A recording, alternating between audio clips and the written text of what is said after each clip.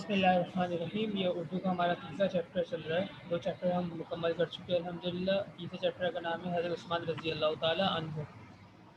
اس کی ہم نے ایک صفحے کی ریڈنگ کر لی تھی۔ اس کے اندر بتایا تھا کہ یہ نبی کریم صلی اللہ علیہ وآلہ وسلم کے داماد ہیں، اور ایک کے بعد دوسری بیٹی آپ صلی اللہ علیہ وآلہ وسلم کی 2 بیٹیوں سے ان کی شادی ہوئی، اور آپ نے بہت بڑے بڑے کام کیے مسلمانوں کے لیے۔ ان میں سے ایک جو تھا وہ کنواں، کیونکہ وہاں پہ پانی کی بہت کمی تھی عرب میں، تو آپ نے ایک قیمتی کنواں خرید کر جس کا نام روما تھا مسلمانوں کے لیے وقف کر دیا، اور ان کے لیے استعمال کے لیے اس کو خریدا۔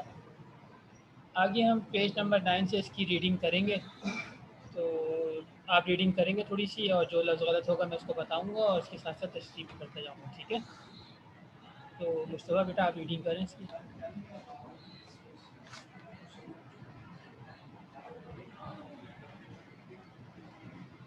کر لیں گے ریڈنگ پیج نمبر 9 سے، یا میں کروں ریڈنگ؟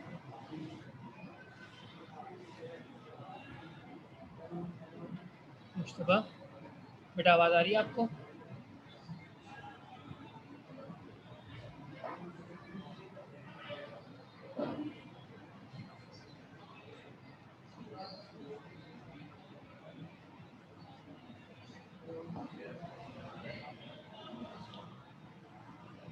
چلے میں پڑھتا ہوں اور اس کو سمجھاتا ہوں ساتھ ساتھ۔ بسم اللہ الرحمن الرحیم۔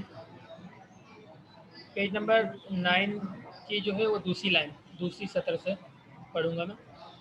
حضرت عثمان رضی اللہ تعالیٰ عنہ حضور اکرم صلی اللہ علیہ وسلم کے خاص لوگوں میں سے تھے۔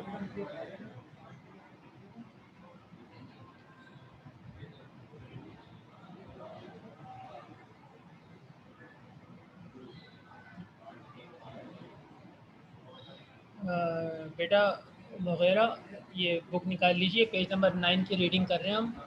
یہ نیا چیپٹر ہمارا چیپٹر نمبر 3 اسٹارٹ ہو چکا ہے۔ اس کی آدھی ریڈنگ ہم نے کر لی ہے اور آدھی ریڈنگ آج کریں گے۔ تو میں ریڈنگ کر رہا ہوں، آپ جلدی سے بک نکال لیجئے، اور اس کا پہلا پارٹ جو ہے وہ آپ گوگل کلاس روم سے آپ دیکھ سکتے ہیں، وہاں سے آپ کو جو ہے اس کی ویڈیو مل جائے گی، ٹھیک ہے؟ جلدی سے بک نکال لیجئے تاکہ میں پھر ریڈنگ اسٹارٹ کروں۔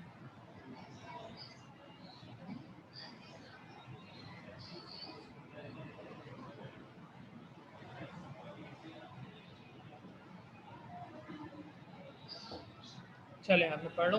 اسکرین آپ کو نظر آ رہی ہوگی، اسکرین پہ بھی یہ کتاب کا صفحہ نمبر 9 کھلا ہوا ہے، دوسری لائن سے ہمیں پڑھنا ہے۔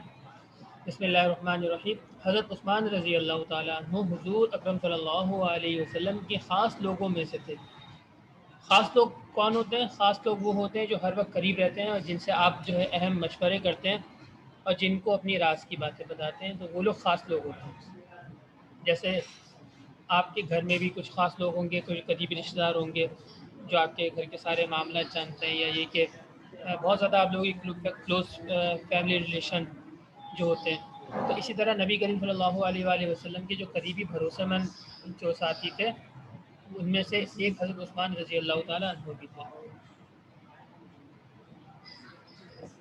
حضور صلی اللہ علیہ وسلم پر نازل ہونے والی وحی کو بھی لکھا کرتے تھے، یعنی آپ پر جو وحی آتی تھی، یعنی قرآن مجید کی آیتیں آپ پر نازل ہوتی تھیں یا اسی طرح حدیثیں آپ پر آتی تھیں، تو ان کو لکھ کر جمع کیا جاتا تھا۔ تو لکھنے کے لیے اس وقت اتنے زیادہ لوگ جو ہے سارے ایجوکیٹڈ نہیں تھے، سارے جو ہے پڑھنا لکھنا جانتے نہیں تھے، کچھ لوگ جانتے تھے۔ تو آپ نے ان لوگوں کو یہ انسٹرکشن دی ہوئی تھی، یہ ہدایت دی ہوئی تھی کہ آپ لوگوں نے جو وحی میں بتاؤں گا ان کو لکھنا ہے۔ تو وہ قرآن کی آیتیں بھی لکھتے تھے اور احادیث وغیرہ بھی لکھتے تھے۔ تو ان میں لکھنے والوں میں چند لوگ تھے، ان میں سے ایک حضرت عثمان علیہ السلام بھی تھے، یہ بھی لکھنا پڑھنا جانتے تھے۔ حضور صلی اللہ علیہ وسلم کے وصال کے بعد، وصال کہتے ہیں انتقال کو،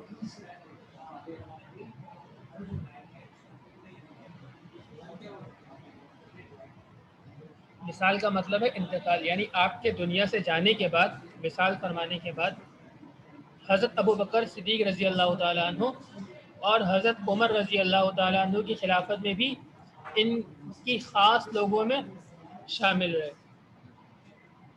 یعنی دیکھیں ہر علاقے میں کہہ رہے ہیں یا ہر جگہ پہ کچھ خاص لوگ ہوتے ہیں جو کمیٹی، جیسے مسجد کی کمیٹی ہوتی ہے یا علاقے کی کمیٹی ہوتی ہے، ان میں کچھ خاص لوگ ہوتے ہیں بڑے بڑے، تو وہ مل کے مشورہ کرتے ہیں، وہ مل کے فیصلہ کرتے ہیں کہ کس کو جو ہے کس طرف فیصلہ کیا جائے اور کس کو ترجیح دی جائے۔ تو یہاں پر آپ صلی اللہ علیہ وآلہ وسلم کے پہلے آپ حکمران تھے، آپ صلی اللہ علیہ وسلم، جب آپ کا انتقال ہو گیا تو اب کس کو حکمران بنایا جائے، تو اس میں کچھ لوگوں کا انتخاب تھا، کچھ لوگ تھے جو جن کو مل کے فیصلہ کرنا تھا، ان میں سے ایک حضرت عثمان رضی اللہ تعالیٰ عنہ بھی تھے، اور بعد میں جو ہے فیصلہ کیا گیا حضرت ابوبکر صدیق رضی اللہ تعالیٰ عنہ وہ خلیفہ بنیں گے۔ آگے دیکھیے گا، حضرت عمر رضی اللہ تعالیٰ عنہ کی شہادت کے بعد خلافت کی ذمہ داری آپ کے کاندھے پر آ پڑی، یعنی آپ کو وہ ساری ذمہ داریاں سنبھالنی تھیں، تو آپ نے اس ذمہ داری کو اچھی طرح ادا کیا، عدل و انصاف قائم کیا، اور خلافت کے نظام کو حضرت ابوبکر صدیق رضی اللہ تعالیٰ عنہ اور حضرت عمر فاروق رضی اللہ تعالیٰ عنہ کے طریقے پر چلایا۔ یہ تیسرے نمبر پہ خلیفہ بنے، یعنی آپ صلی اللہ علیہ وآلہ وسلم کے انتقال کے بعد تیسرے نمبر پہ جو حکمران تھے وہ یہ تھے، پہلے حضرت ابوبکر صدیق، دوسرے نمبر پہ حضرت عمر رضی اللہ تعالیٰ عنہ، اور تیسرے نمبر پہ حضرت عثمان رضی اللہ تعالیٰ عنہ۔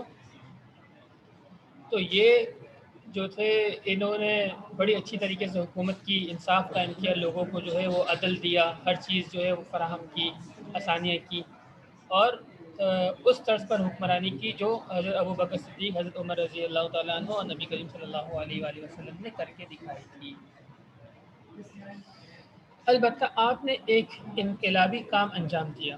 انقلابی کام کہتے ہیں کہ گیم چینجر کہہ لیں آپ، یا وہ کہ جس سے بہت زیادہ خاص فرق پڑتا ہے الگ سے، اور بہت ہی زیادہ زبردست کام انجام دیا۔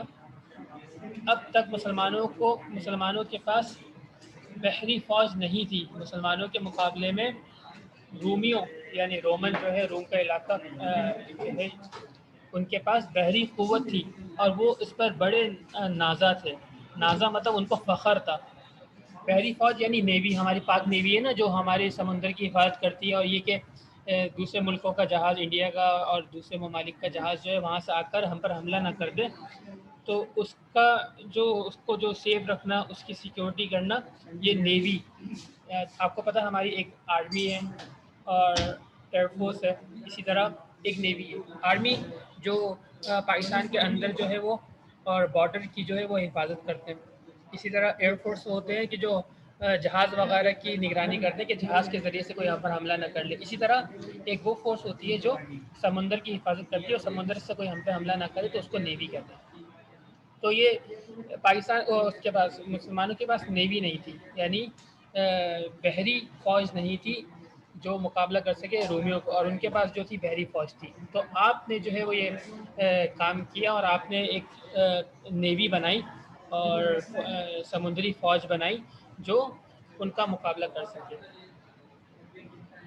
حضرت عثمان رضی اللہ تعالیٰ عنہ نے مسلمانوں کے لیے بحری فوج کی بنیاد رکھی، یعنی نیوی کی بنیاد رکھی، جس کی وجہ سے مسلمان بری اور بحری دونوں لحاظ سے رومیوں کا مقابلہ کرنے کے قابل ہو گئے۔ بری میں نے بتایا جیسے کہ جو خشکی کا حصہ ہوتا ہے، جو زمین پر لڑائی لڑی جاتی ہے، جیسے پاک فوج بارڈر کی حفاظت کرتی ہے، تو اس کو کہتے ہیں بری، اور بحری کہتے ہیں سمندر، یعنی سمندر میں جو لڑائی ہوتی ہے اس کو بحری کہتے ہیں۔ تو جو مسلمان جو ہے اس قابل بنے کہ دونوں اعتبار سے ان کا مقابلہ کر سکیں۔ رومیوں کو ایک لحاظ سے مسلمانوں پر جو فوقیت حاصل تھی اب وہ باقی نہ رہی، یعنی مسلمانوں کے پاس ایک فوج تھی جو صرف خشکی کے حصے کی حفاظت کر سکتی تھی، اور رومیوں کے پاس ایسی دو فوج تھی، ایک جو خشکی کے حساب سے لڑتی تھی اور دوسرا یہ جو سمندر کے حساب سے لڑتی تھی۔ تو اب جو فوقیت تھی ان کو جو ہے وہ پیریورٹی تھی مسلمانوں پر، وہ ختم ہو گئی، اور دونوں ایکول ہو گئے کہ دونوں کے پاس دو فوجیں ہو گئی۔ آگے دیکھیے گا، حضرت عثمان رضی اللہ تعالیٰ عنہ کے کارناموں میں سے ایک کارنامہ مسجد نبی کی تعمیر و توسیع بھی ہے۔ آپ نے مسجد نبی کے رقبے کو بڑھا کر اسے وسعت دی، اور پتھر اور چونے سے اسے تعمیر کروایا۔ یعنی نبی کریم صلی اللہ علیہ وآلہ وسلم کے زمانے میں مسجد نبی کچی سی تھی اور بہت گارے کی بنی ہوئی تھی، اور اوپر جو تھا اس کے پتوں سے اس کو ڈھکا ہوا تھا اور بہت چھوٹی سی تھی، لیکن آپ نے یہ بہت اہم کام کیا کہ مسجد نبوی کو بڑا کر دیا۔ مثال کے طور پر آپ یہ سمجھیں کہ جیسے 2 کمرے پہ تھی، اس کو جو ہے وہ کافی بڑا کر دیا، گھر سے بھی بڑا کر دیا، اور یہ کہ کافی سارا ایریا جو ہے اس میں مسجد نبوی میں شامل کر دیا۔ اور دوسرا یہ کہ اس وقت جو کنسٹرکشن ہوتی تھی اور گھر وغیرہ بنتے تھے تو وہ عام طور پہ مٹی کے بنتے تھے، مٹی کے گاروں کے، مٹی کو جو ہے اس کو بنا کے گھر بناتے تھے، لیکن انہوں نے تھوڑا مضبوط بنایا اس کو پتھر اور چونے سے، جو سب چیزیں مہیا تھی کنسٹرکشن کے لیے اس میں سے جو اچھی چیز تھی اس کے ذریعے سے انہوں نے مسجد نبی کو بنایا اور خوبصورت کیا۔ حضرت عثمان رضی اللہ تعالیٰ عنہ اپنی حیا، خوش خلقی، دانائی، عبادت، تقوی، کرم اور تواضع میں مشہور تھے۔ یعنی حضرت عثمان علیہ السلام کی جو حیا تھی اور وہ بہت زیادہ مشہور ہے، یعنی آپ جو تھے وہ بہت اچھا لباس پہنتے تھے، اور یہ کہ آپ جسم کا حصہ ظاہر نہ کرتے تھے کسی پہ، اور ایسا نہیں کہ آپ کے پائنچے اوپر ہیں نیچے ہیں، بالکل اعتدال کے ساتھ، اور بالکل حیا والے کہ الٹی سیدھی بات نہیں کرنی، اور بہت زیادہ آپ کی حیا جو ہے وہ مشہور تھی۔ اسی طرح آپ بات کرنے کا انداز آپ کا بہت اچھا، کہ سب سے اچھی طرح سے ملتے۔ دانائی، آپ سمجھدار بہت زیادہ تھے، دانائی کہتے ہیں سمجھداری کو۔ عبادت، آپ ہر وقت عبادت کرتے رہتے، قرآن پڑھتے اور اللہ کی عبادت کرتے، نمازیں پڑھتے۔ تقوی، آپ برائی سے بہت زیادہ بچتے تھے اور نیک کام کرتے تھے۔ کرم، یعنی آپ لوگ جو غریب تھے ان کی مدد کرتے اور ان کی جو ضروریات تھی ان کو پورا کرتے، اور تواضع میں مشہور تھے، یعنی آپ کو اللہ تعالیٰ نے بہت مال دیا تھا، لیکن اس کے باوجود آپ کے بالکل خود یہ غرور نہیں تھا، اور آپ جو ہے وہ سادہ زندگی گزارتے تھے۔ آپ رضی اللہ تعالیٰ عنہ کو جناب نبی کریم صلی اللہ علیہ وآلہ وسلم سے انتہا درجے کی محبت اور عقیدت تھی، یعنی اتنی محبت تھی کہ آپ کے لیے جان قربان کرنے سے دریغ نہیں کرتے تھے، اور اس بات پہ راضی رہتے تھے کہ آپ کے لیے جان دینے کو وہ اپنی سعادت سمجھیں۔ حضرت عثمان رضی اللہ تعالیٰ عنہ کی دیگر خدمات اور کارناموں میں قرآن کریم جمع کرنے کا کارنامہ بھی بڑا اہم ہے، اسی لیے آپ کو جامع قرآن کہا جاتا ہے۔ یعنی آپ کو ابھی جیسے پتہ چلا کہ مختلف آیتیں نازل ہوتی تھی قرآن مجید کی، تو مختلف صحابہ اس کو لکھا کرتے تھے۔ اس وقت کوئی ایسی پراپر رف کاپی تو تھی نہیں کہ اس پہ لکھ کے ایک جگہ پہ جمع کیا جاتا، تو کوئی جو تھا اس کو اسکن پہ لکھتا تھا، اینیملز کی، جانوروں کی اسکن پہ، اور کوئی جو اسٹون استعمال کرتا تھا، اسی طرح کوئی جو تھا وہ اور چیزوں پہ لکھ کے اس کو الگ الگ لوگوں کے پاس الگ الگ آیتیں تھیں، تو آپ نے کیا کیا، ساری آیتوں کو جمع کیا اور اس کو ایک جگہ پر جمع کر کے بک کی شکل دی، اور فرسٹ ٹائم یہ ہوا ہسٹری کے اندر، اسلامی ہسٹری کے اندر، کہ قرآن مجید کو ایک بک کی شکل میں جمع کیا گیا، تو اس وجہ سے آپ کو جامع القرآن یعنی قرآن مجید کو جمع کرنے والا بھی کہا جاتا ہے۔ تو یہ ہمارا آج کا سبق ہے، الحمدللہ یہ چیپٹر مکمل ہوا، اور اب آپ لوگوں کو اس کا ٹائٹل بنانا ہے، خوشخطی کرنی ہے، اور ساتھ ساتھ ابھی میں آپ لوگوں کی ریڈنگ سنوں گا تاکہ آپ لوگوں کو بھی ریڈنگ کرنی آئے، اور جو مشکل الفاظ ہیں وہ آپ لوگوں کو میں سکھاؤں گا، اور ہمیں ریڈنگ اچھی کرنی ہے تاکہ یہ کہ جب آپ لوگ آگے کی کلاسز میں آئیں آپ کو ریڈنگ بہت اچھی آئے، اور آسانی سے آپ جو ہے وہ بغیر کسی ہچکچاہٹ کے اردو کی ریڈنگ بہت اچھی طریقے سے کر سکیں۔ اور ساتھ ساتھ جب ہماری فزیکل کلاسز ہو جائیں گی، شروع ہو جائیں گی، تو ہم ان کا املا بھی کریں گے۔ املا سے یہ ہوتا ہے کہ آپ کو اردو لفظ لکھنا اچھی طریقے سے آ جاتے ہیں، اور جو غلطیاں ہوتی ہیں اردو کی وہ بالکل ختم ہو جاتی ہیں۔ تو یہ ہمارا آج کا لیکچر ہے، جزاکم اللہ خیر۔